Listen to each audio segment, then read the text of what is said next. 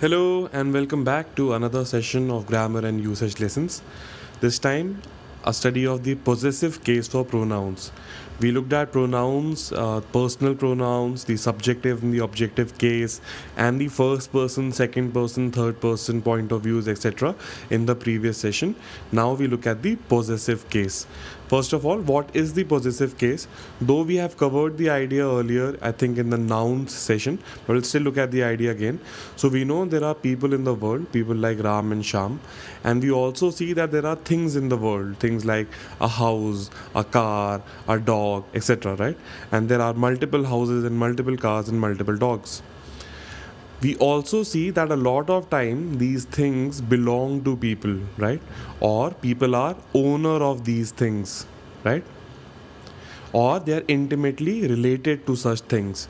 So when you live in a house, you kind of own the house. It is your property, it belongs to you. So this idea in language, especially with nouns, is conveyed through the apostrophe and s. So this house, let's say, is Ram's house, which means that Ram is the owner, the house is the property, it belongs to Ram, right? So that idea is conveyed simply by adding an apostrophe and s in a noun, right? So that's Ram's house, Ram's car, and Ram's dog. And on the right side of the screen we have Sham's house and Sham's car and Sham's dog, right? And the apostrophe s is the possession indicator. So similarly we have a possessive case in the pronouns also, right? So let's begin with looking at the table and familiarizing ourselves with the basic forms. We looked at the first person form earlier. It was I and me, I in the subjective case and me in the objective case. In the possessive case it becomes my or mine. We'll see how to use that in a bit, right? The plural form for the first person was we and us, we in the subjective form and us in the objective form, and the possessive form will be our or ours, right? In the second person there is no singular plural and there is no gender also. So you have you and you, both the forms are identical in subjective and objective case, and the possessive case for that is your and yours, right? He and him become his, she and her become her and hers, they and them becomes their and theirs, and it become its, right? Now it might be slightly confusing because in the nouns, when we want to go to the possessive case, we add an apostrophe and an s, right? And in the nouns, when we want to go to plural, we simply add an s, right? But here there is an adding of an s and a changing of forms also, so that might be slightly confusing, but if you learn it once it shouldn't be too much of a problem, right? So let's look at how these possessive case pronouns will be used. For the first person situation, let's say this is Ram and this is his house and his car and his dog. So what would Ram say? Ram would say, these are my things, right? Another way of saying the same thing could be, these things are mine. Yeah. The only difference, I mean, they both mean the same thing. The only difference is that these are my things. This my is working as an adjective for the noun things, right? And in the second case, the pronoun mine is simply acting as the objective case in the possessive form, right?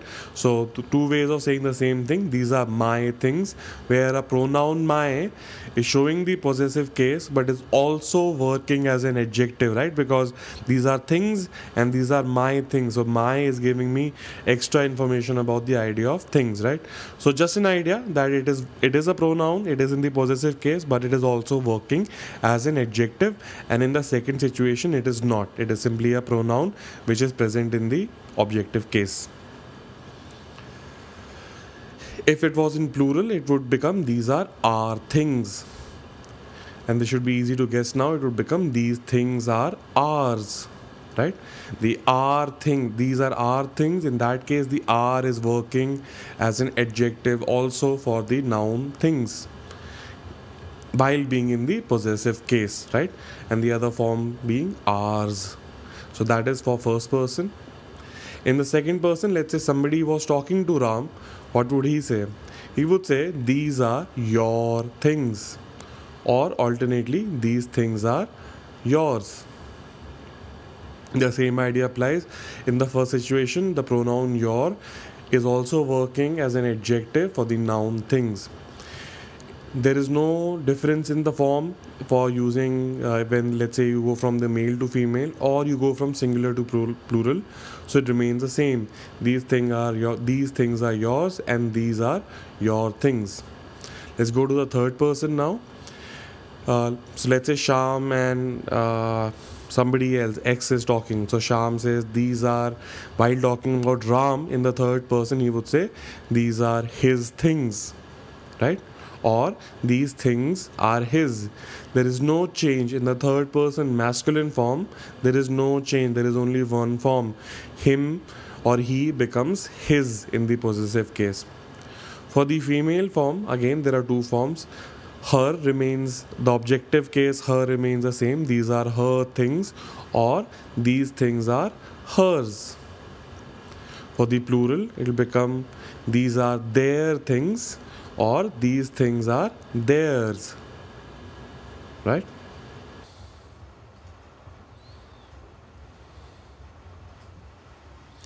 And lastly, the pronoun it.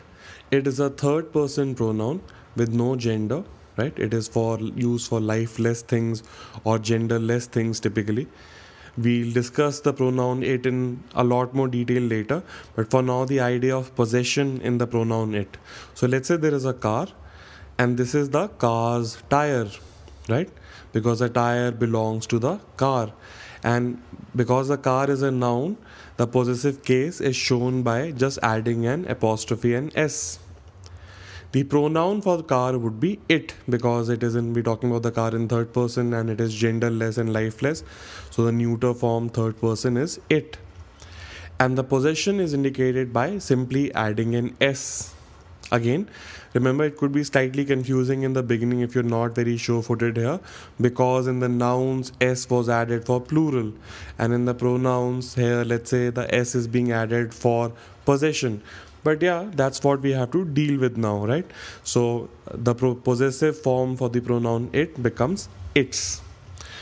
An area of confusion for a lot of people is the difference between its and it apostrophe s, right?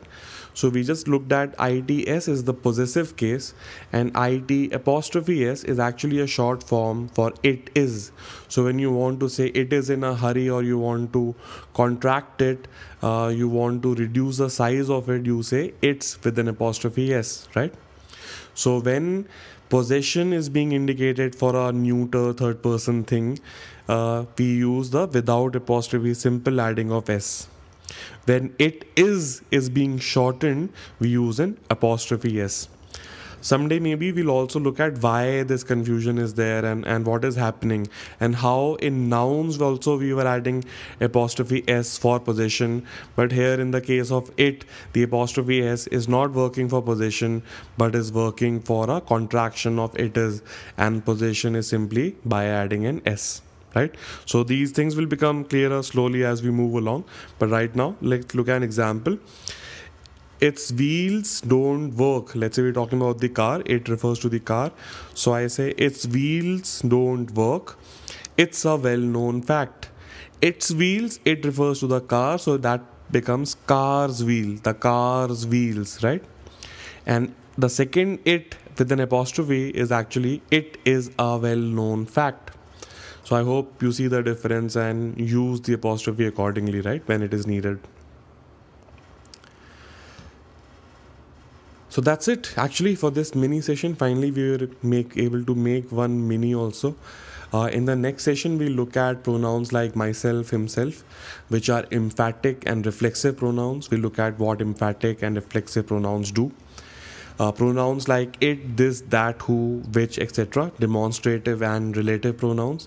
Pronouns like anyone, everyone, one, each, etc. would be indefinite and distributive pronouns. And rules of using pronouns, and what are the errors that can come in, right? So that's it for today. See you soon. Thanks a lot.